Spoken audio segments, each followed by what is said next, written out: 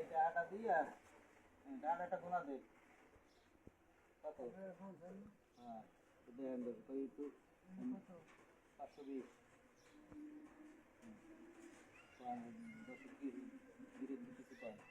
Video जो like करी video जो लाइक करें लाइक करें शेयर करें আমি অসাই লোক শুনতাম না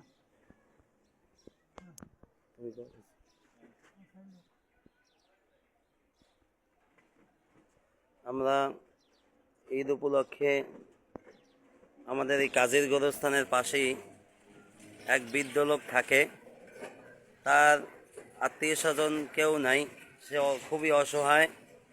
এজন্য আমরা এই যে রমজানের যে ফেতরার টাকাটা এইটা আমরা তাকে হাদিয়া হিসেবে দিলাম।